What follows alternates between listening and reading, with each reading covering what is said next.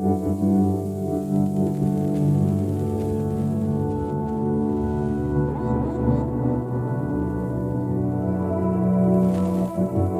everyone, and welcome to another Web Talk series here at Elemendar. My name is Renee and I'm the host for this series. And today I am joined with Ben Strickson, who is a machine learning engineer here at Elemendar. And I'm just going to catch up with him and see if I can get some more details, I guess, on the development side on how things are going, especially in light of our new product. So, hi Ben, you okay? Hey Renee, yeah, good, very good, thanks. Good to hear. So the first question I thought I'd ask you is, tell us just a bit about who you are, and I guess leading on from that, your typical day as a machine learning engineer. Yeah, sure. So I am on the development team, but like you said, I'm sort of at the machine learning end of the spectrum, which means that a lot of my work is quite research focused.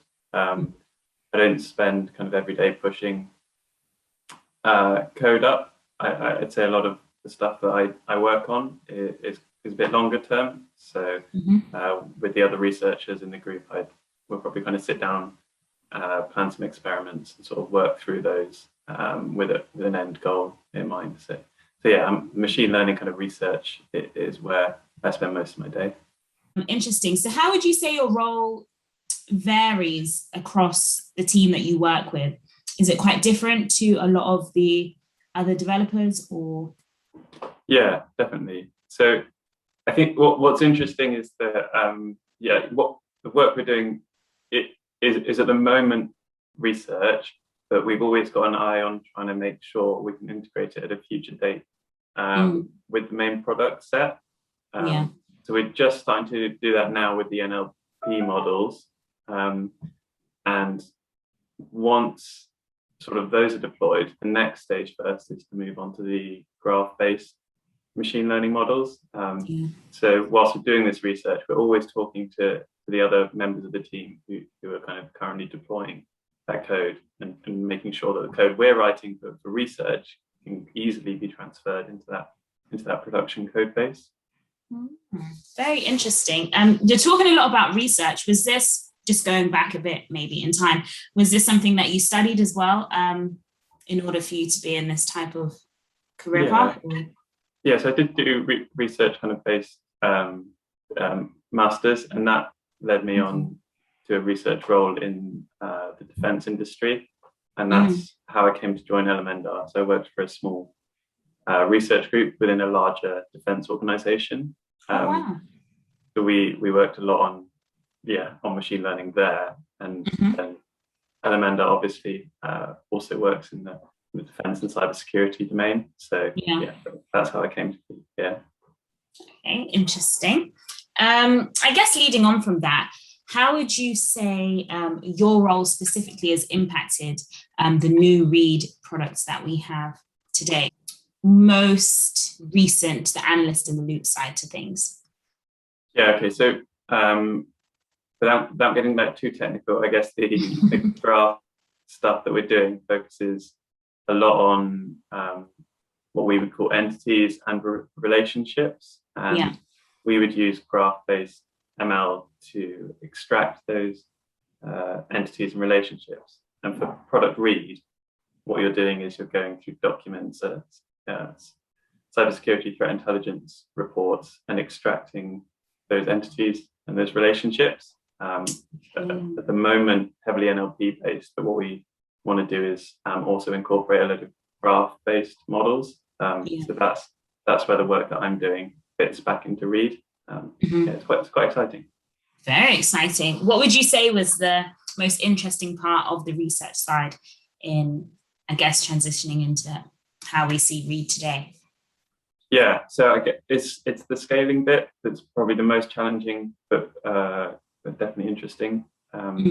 It is a lot of the work that we would look at coming from academia or from open source would work well on kind of smaller data sets. But now that we've got our customers sort of going live, and the volume of data that we're getting there is really difficult to run some of these more traditional algorithms on. So learning how to cope with that and modify the code base to be able to handle those those data kind of pipelines at scale, because that's really interesting and kind of is a real novel area of work. So yeah, that's what excites me in the morning when I get to work. No, it sounds very interesting. And I think a question from that, I guess, how important is customer feedback then when they do trial our demo and they do trial our product? How does that link into your role as well?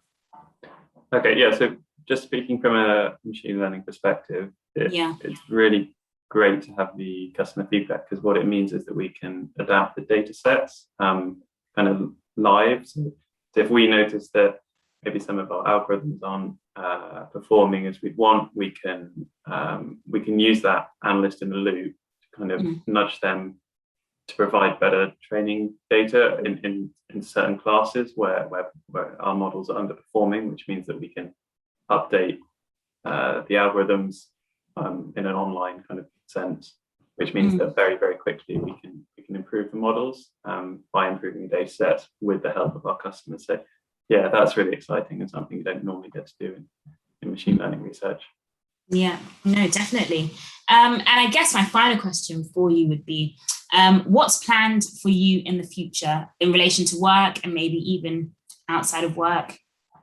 Outside of work sounds very general, but in relation to your role outside of work, how would you say that fits into what's planned in the future for you, I guess?